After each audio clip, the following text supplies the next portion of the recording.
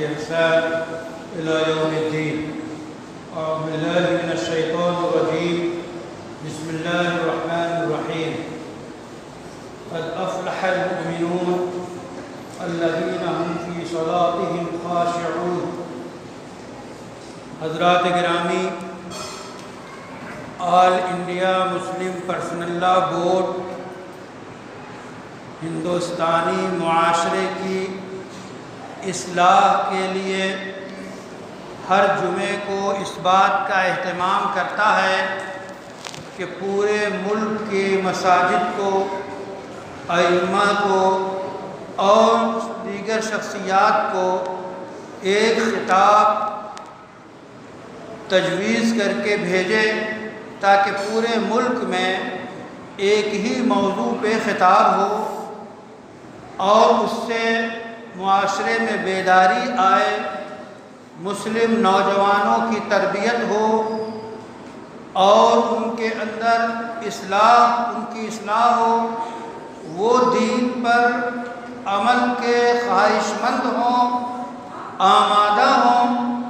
معاشرے اور سماج کی جو برائیاں ہیں اس کو مٹانے میں، اس کو ختم کرنے میں، اچھائیوں اور نیکیوں اور بھلائیوں اور فلاح کے کام کو پھیلانے میں مدد ملے۔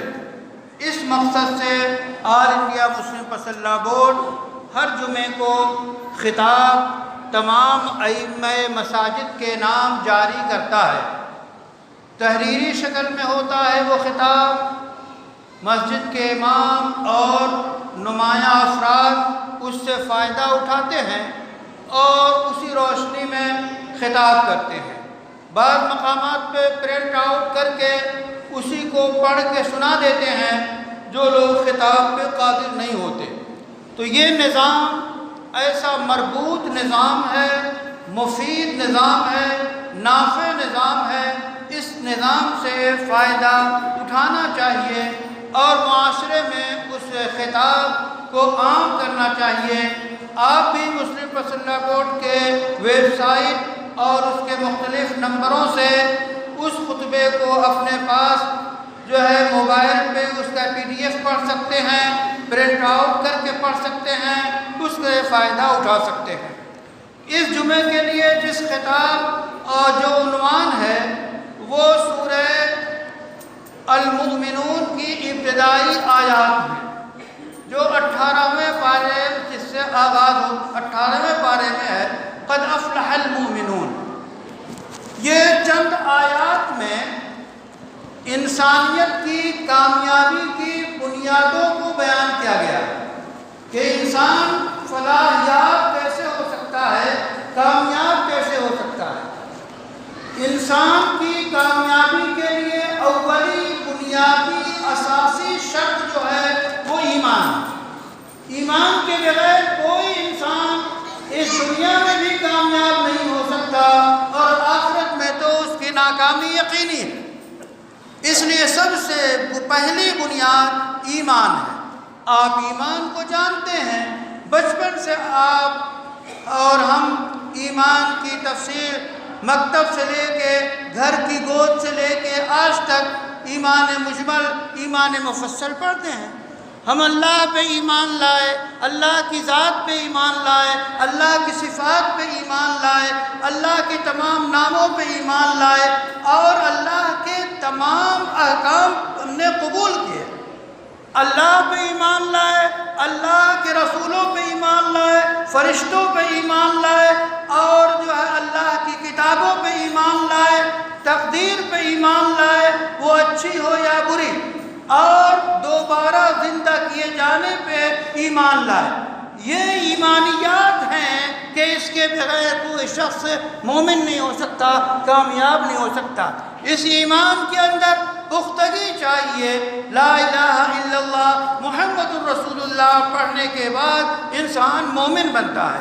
لا الہ الا اللہ پڑھنے کے بعد رسول اللہ صلی اللہ علیہ وسلم کے ارشاد کے مطابق ثم استقم، قل لا الہ الا اللہ ثم استقم۔ ایک صحابی آئے اور انہوں نے کہا اللہ کے رسول اسلام کی تعلیمات ڈھیر ساری ہیں، کوئی مختصر نسخہ بتائیے، شارٹ کٹ میں بتائیے۔ تو آپ نے فرمایا آپ ناراض نہیں ہوئے، کسی شیخ کی طرح، کسی پیر کی طرح ایسے سوال پہ آگ بگولا آپ نہیں ہوئے، بلکہ بڑی محبت سے آپ نے فرمایا قل لا الہ الا اللہ ثم استقم، میاں لا الہ الا اللہ پڑھنے کے بعد اس پہ جم جاؤ۔ تو یہ استقامت، یہ جماؤ، یہ ثابت قدمی، یہ انسان کے زندگی کی کامیابی کی دلیل ہے۔ تو ایمان پختہ ہونا چاہیے، راسخ ہونا چاہیے، ایسا راسخ، ایسا پختہ ایمان کہ اگر کوئی یہ کہے کہ تم کفر میں جاؤ یا پھر تمہیں آگ میں جلا دیا جائے گا، تو آگ میں جلنا قبول ہو لیکن کفر کا کلمہ بکنا قبول نہ ہو، اس درجے کا ایمان چاہیے۔ یہی تو وہ ایمان ابراہیمی تھا، وہ ابراہیم جیسا ایمان پیدا۔ ابراہیم علیہ السلام کا ایمان کیا تھا؟ وہ آگ میں اس وقت کی سلطنت کے حکمراں کے حکم سے وہ آگ کے الاؤ میں ڈالے گئے، اللہ نے ان کو بچایا، اور یا نار کونی بردا و سلاما، اے آگ ابراہیم کے لیے ٹھنڈک اور سلامتی بن جا، گلزار بن جا۔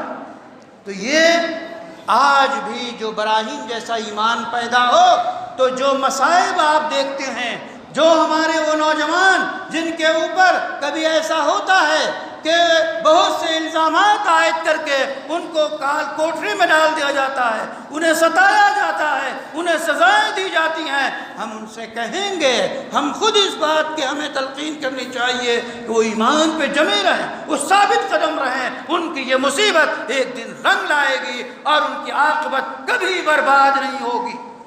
وہ لوگ جو ظالم ہیں، وہ لوگ جو ظلم کر رہے ہیں، یقیناً مقدر ان کی تباہی اور بربادی ہے۔ ظالم فرد ہو، حکمراں ہو، کوئی ہو، ظالم کبھی پنپتا نہیں۔ اے نوجوانوں، اپنے اندر وہ ایمان کی قوت پیدا کرو کہ کفر کے طاغوت کے سامنے تم کبھی جو ہے جھک نہ سکو، کفر کے طاغوت کو پاش کرنے کی صلاحیت تمہارے ایمان میں ہو۔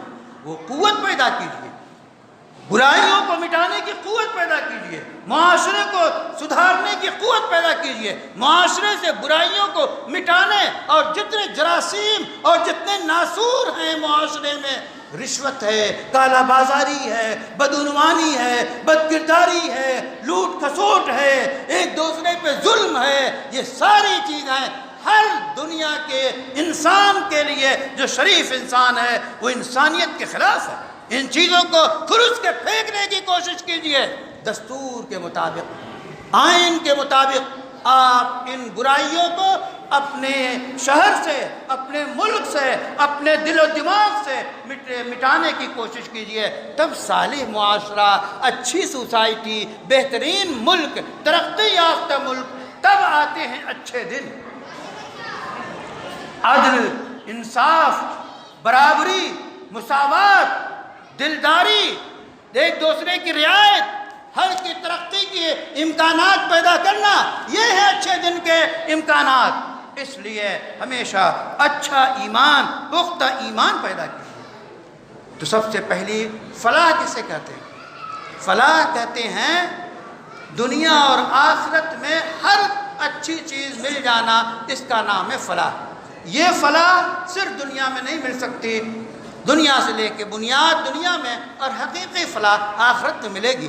تو ایسی فلاح دنیا میں بھی کامیابی اور آخرتی کامیابی، یہ وہی فلاح ہے کہ ہر نماز کے پہلے منبر میناروں سے حی علی الفلاح کی آواز لگائی جاتی ہے، آؤ آؤ، آئیے آئیے، کامیابی کی طرف آئیے، فلاح کی طرف آئیے۔ کون سی فلاح؟ قد افلح المؤمنون، کامیاب ہوئے، فلاح یاب ہوئے مومنین۔ سب سے پہلی شرط کامیابی کی ایمان ہے، تو اپنے ایمان کو مضبوط کیجئے، پختہ کیجئے، اس کی جو ہے آپ کے دلوں کے ریشے ریشے میں ایمان جو ہے کہ سوتے پھوٹ رہے ہوں، اور پھر بہار آ رہی ہو آپ کے عمل سے، گل جھر رہے ہوں آپ کی زبان سے، آپ کے کردار سے عدل و انصاف بڑھ رہا ہو، تو دنیا آپ کی طرف متوجہ ہوگی۔ آج بھی آپ اپنی حقیقت کو پہچانیے، اے انسان، اے مومن، اپنی حقیقت کو پہچان۔ اور یہ چیز کیسے آپ کے اندر پیدا ہوگی؟ الذین هم فی صلاتهم خاشعون، جو اپنی نماز خشوع اور خضوع کے ساتھ ادا کرتے ہیں۔ ایمان کے بعد سب سے پہلی بنیاد جو ہے وہ نماز ہے۔ نماز آج آپ ماشاءاللہ تشریف لائے ہیں، نہا دھو کے آئے ہیں، اچھے کپڑے پہن کے آئے ہیں اور یہاں جامع مسجد میں آئے ہیں۔ یہ نماز فرض ہے۔ اس وقت جو نماز پڑھ رہے ہیں یہ نماز فرض ہے، تو فرض نماز جمعہ پڑھنے ماشاءاللہ آپ آئے۔ کسی نے کہا ہے اس امت کی کایا اس دن پلٹ جائے گی جب جس طرح جمعے میں یہ امت حاضری دیتی ہے اتنی ہی حاضری فجر میں ہونے لگے۔ اگر آپ تمام حضرات فجر کی نماز اسی طرح پڑھیں جس طرح جمعہ پڑھ رہے ہیں تو کایا پلٹ جائے گی۔ کیوں نہیں کایا پلٹنا چاہتے آپ بھلائی دیکھیے، اچھائی دیکھنا ہے آپ کو تو پلٹیے اپنے دل کو، پلٹیے اپنے دماغ کو، پلٹیے اپنے گھر کو، پلٹیے اپنی اولاد کو اور آئیے مسجد کی طرف فجر کی نماز میں، جمعے کی طرف مسجد جس دن آپ بھریں گے آپ ہی کا بول بالا ہوگا۔